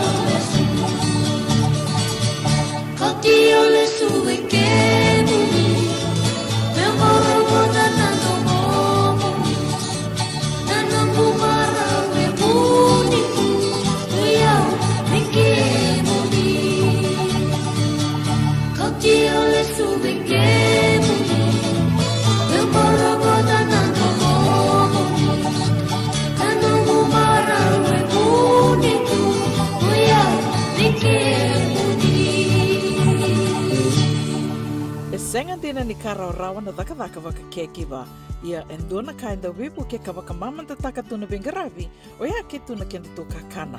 Leika na dalo na bisikete na reo bata na sunbells e tinimbulu makau. O kenda tō na senga tiko ni driver, se senga ni waka motoka kanda o dren na tō beto seaki, erto sa tu wakarau na Divine Pacific Food Mart mai Sacramento, merto talaveani na nong ni boli. Rawa sara. We tartarngayani na telefoni diwa 21 saivarua merto wakarotaka katalada mai na nong ni boli ena kena ngona totolo tutua. Divine Pacific Food Mart, Viturua Diwawalu Franklin Boulevard, Sacramento, California. Namba di telefoni diwan 21 saivarua. Erto ngarabatalanga ni kena le waka suburi ani nanomu yaya. Mai na nondro to stoa kena nomu mate ni katumba. Dan rembeka na ngola ni kibalilo tero puko ni oso pakadadaka. Sen kita beka na tos nimbula, ko ni lenga sinui gawa. Nana mai kina programu warotaki, mai vera tau na New Methodist Christian Fellowship USA, nongu chisu, nongu banoa. Rua na bima manione na kabini buku lulu bei Kemando e California, bima mani dua na singilewu ni lotu lewu bei Kemando e biti, and a radio bulando wata San Francisco. Me kauti kanda wata mai. JJ's Food Shack. E tiku kete kina na kakana boka biti me pakana kokonda. Lobo benga ni ngai kani doitu na bundi nan dalo se tabioka. Na kakana boka malangi me pakana steak pakai loka kena coleslaw. Wee! Na kari toa sa wadha badina na kani kana. Kaya tiku talanga na nondo specials and the lomo ni madawa. Dau tamba na Facebook. Na doi ni tiwa ya na bani mandrai pai ke na bungatale. Gore na JJ's Food Shack. Viu Valley mo Billie Jean Street, Santa Rosa, California. Karo talaga nrito dili mo yang may Santa Rosa, may yato sarani kinavato. Giritirito sana kinavitu sa mabitu tolo vio tolo dundu al limono. JJ's Food Shack, Santa Rosa, California. Na nonda wata kei City Veni Rotorala.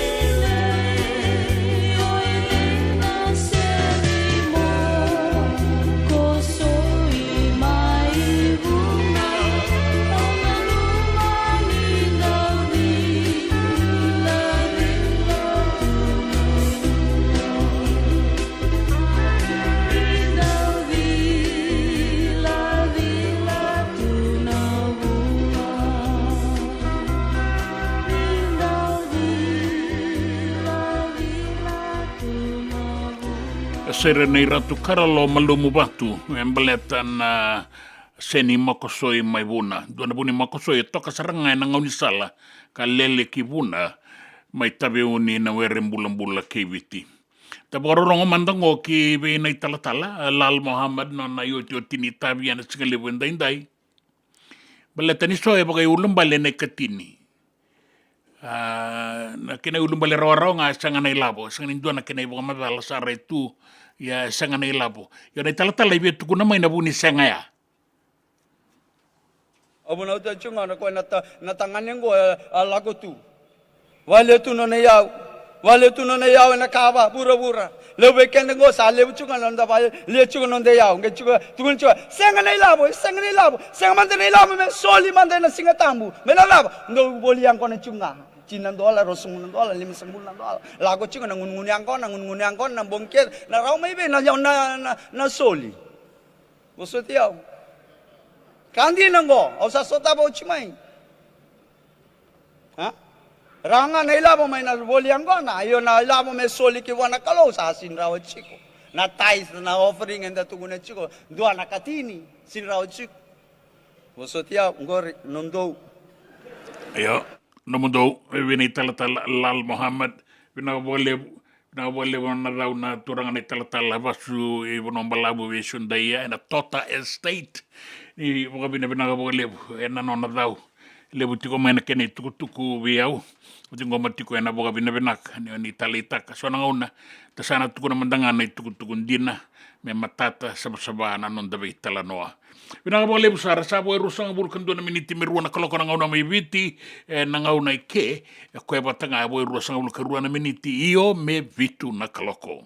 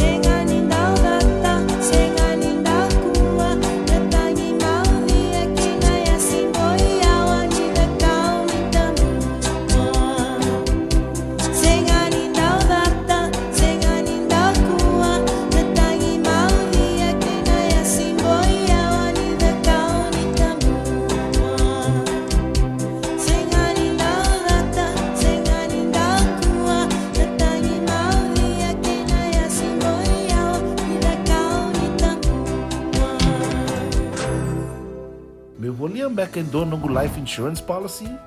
Nakakira ni tutane katil kabitu ni okostita na 2022 o sangir takasarabiri ni tauna. Kabi ngaya kila mada ngaya salah ko mana check. Sengat tali ni biara, sengat sarangan ni biara paling lain. In time sarangan mai. So ang kaliwara ka tala tunda wala. Kuwertongko. Au saya lo dengo kamu binasa. Iyo, o yasar nga buna, rau sarra, sa tiko na pepa se senga. Bula vinaka se tobi mate. Kambani duan nga kana soma mena claim na lom ni rosa nga bulu kabana ua keada na lenga nisa e ambaki roa tina policy. Text mai kina wasa eva walu dua tolu walu lima e na kena i tuku matai lalai.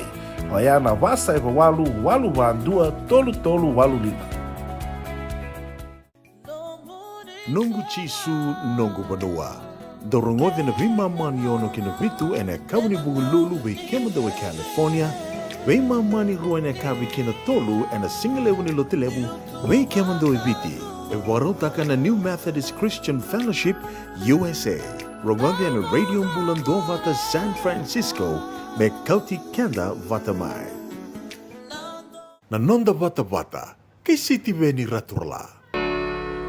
Serenita moa moniro moda mandaraya busa non raya une se silini anoda mato avoni non ramate sauto che inamola masi che inakomina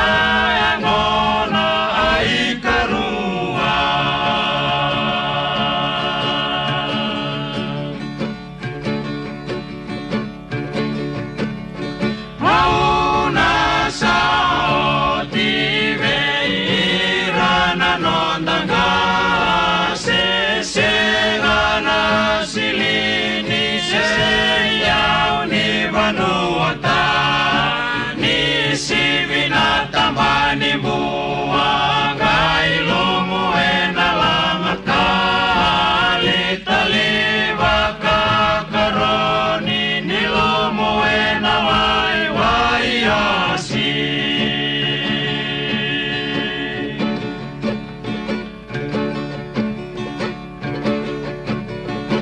isama ito ngayanu yano meiweka soko mai kiviti ena bei tambayamba kiraya do mai kimbua mera mai tayana ya sirau satamua mai mera mai bei sautaki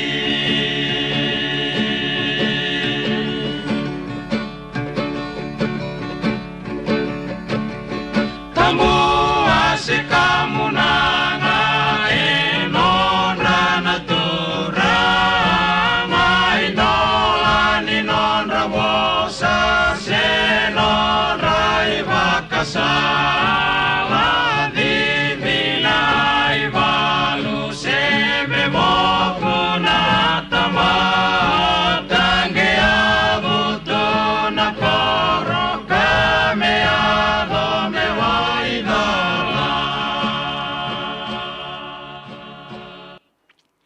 o ilai kuli ke rato na rubebula mai na korobo mai kumbula wembua. Tarongo da manda na itukutuku mai na tambadaga ni obisa ni mbera na iulutanga ni tukutuku ena nonda banua. E kalau ngata na ngone e solibua e lima wala nga na miniti mai vei nau kengei. Kalau ngata na ngone kenda tonga kilai kwa nganda to dhunru. Kwa mbogi bango tu kilai na time mai mo de kina se warai. Nandun raw na pasyente ng bula ni ingone may nambaki lima kina tina kawalu sa nga bula pasyente no nakilay ko yung gas ni buli. Chini kawalu la pasyente no nakilay ko na leo ni koro na bisanga ta na bibuno kaya nga iba. E rua nga na pasyente na nonda rukilay ko na itumutum. Kaya ve kila ng bula ni ingone ngai ko ribuli. Girmo ko yung gas ni buli ngai. Kaya to nga girmo gas ni buli tu ni mayo ke tikun me be o tu sela en butako ora yo tu sela tiro en butako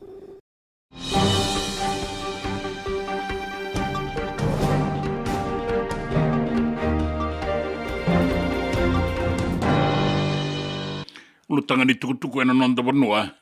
E baka sangareiti ko na non rawi sema ni raka bata na Fiji Rugby Union na isongo ni rakabi ena non tabanua ke na mata ni tu. E baka retanga na tiki nango na turanga na tui da kau na speaker ena mbosalawa ka baka retaka ni sanondo mera bosa o ira na non mata me ne be isongo ni gito ena non tabanua kara lewe ni mata mbose ni rakabi me matatakina na non rakauai e na bukuni veika e adotiko e na vengarabi ni Fiji Rugby Union. Ala beta da ke mai na be bosakingo e ndua na mata ni Tony Veisanga e na palimendi ka abogarai taga mai kina ni kawaitaki na tikinango o Rinesh Sharma e kaya ni o ira na itamangon era tikongo era sa bebi loma ruoti kona lako na rakabi. Baleta ni sa kaya kaueta ki walibu mai na ituwa ki ni bula bagilabo ni FRU era sa sanga ni saumitiko kina bagabina kana nonton daung gitu. Endonan rawono sanga bulu kalima na kundro e ava mai kina matanitu kara kundro mai kina e so na tamata dagadaka mai banua tani kara vingarabi tikongo e non da banua. E bagaritaka mai na minista ni dagadaka ke na be maliwai dagadaka o Agni Deo Singh ni rato sabangangati ko ka sawalirawa e duana iwaselebu ni kundro kaya do tiko maingo ia rato kawaitaka tiko na dagadaka na ibagarau ni dagadaka na non rabi saumi taki bogabinaka ke na itubaki ni bolau ni dagadaka e rabi ngarabikina e basanga bulu kaono era kundru tiko mai e na tambana ni boli taki na wholesale boli taki uma ke na boli taki bogalalai na business ya bata ke ira na kenabo e dua nan rauro sanga bulu kandua mai na tambana ni Taravale. Endua tele na kenewase mai na tambana ni Indinia. Erto lewe diwa, era na bengarabi tale so. Erto lewe bitu, na tambana ni Mbuliaya. Ka rau lewe rua, na bengarabi na hotela ke na dagadaka ni Sarabanua. Kinangito, e bitu na sota ni Super Rugby Pacific e na mbagi katumai e na mai bagai do rebiti e nangito kinanandrua. E pa na sota e na bagai do ria ni Suba e na HFC Stadium ni Suba ka rato na ngai ngaraba na kenabo mai lautoka e na Churchill Park. Era na maingito tikongo e na nonda banoa na timi lelebu na timi kilai e na nonda bura na Crusaders, na Auckland Blues, ACT Brumbies, bata ke na Waikato Chiefs. E pita tale na timi na Queensland Reds, era to na yado mai ka sa matatatiko na banoa era na lakingito kina, ka noita kininda na yado e ni kina bogalewelevu. Rakana kenandau e senganindua e wasibiti-biti e na Sarangito. E kaya o se kolini sau ni sasanga takatiko me labeta na ibakatangende ningito leo e abitu e na nonda banua e na tambana ni kabakoro me kaukaua katotolo na nonda to kabakoro lesu na le timi leo e abitu ni biti me baka era ndau bagaedor na daung gito rongo ka kilai e na sota ni leo e abitu. E sa ndau makatiko na ngada ni gito tale so i erto bianga panganga to takawale mandanga na kambakoro me rato bagabinakatak me rawa ni i matata na mata ni meke ni gito leo e abitu e na nonda banua. Biasa i bura Bagarita ki mai ni rau lewe rua rau se tikongo mali walala. Lewe rua nanda ubuka mali walala. Rau se tikongo tawada. Sa le sumai na wanga ka kautirau yani. Na ituba ni vengarabi ni SpaceX. Ka wambauti ni wangalala ka buka na Singapore rawai.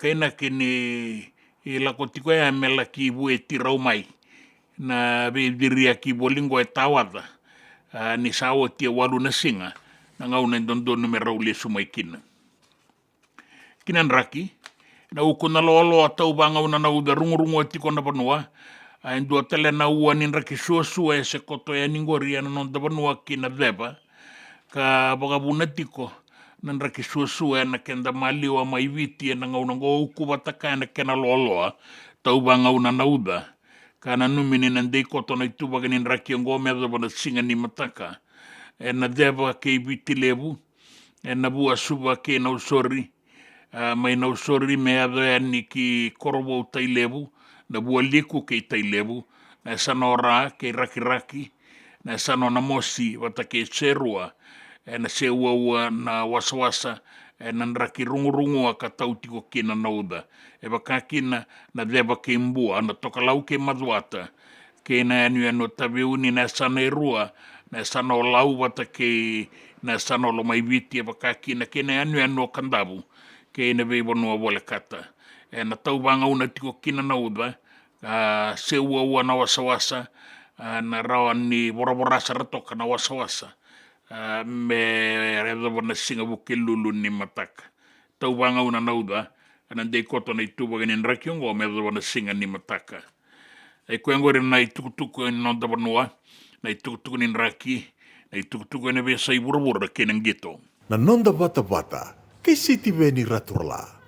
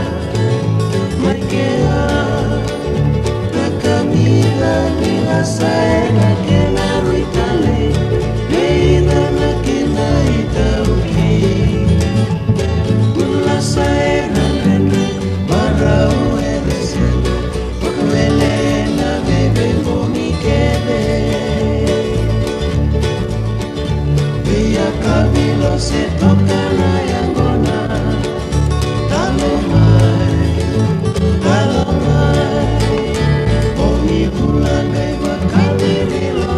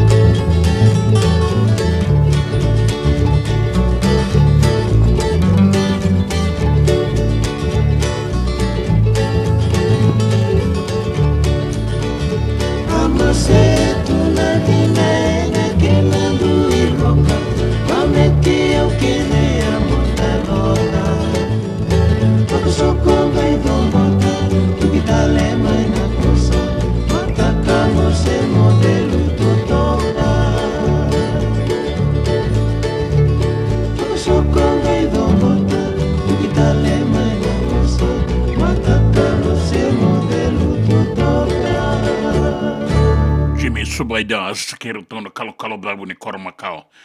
Kirau sana tatau ke. Bula benaka ia meu kakweni lako Desember ni labutiani na bisuriti sa tikongo Elesi Wong maindua manda itu kuna tiko mai. Maindua manda na buku ni bialango. Kena roro Elesi sa ngole tiko ngani keri na yalo sa kimamitu manda ngani bango mikimami ngoro etu yani na kemu ni boga singalebu. So en lena masi benaka na boga lebu na boga rongo serre o bangi tiko mai saine ai boga mbula tiko mai epimeleki nrau dola bina kere biana serre me rungeli na numi me sema sara tiko ya ningo na seru Andrebula Heights totoka na ya dani tiko ya menda be boga mo data kina na be na numi ke ina no da boga nui bina kanioni na kalungata na boni singa ndai nda kai sota ni mataka ya zabana ngauno ya ni samode.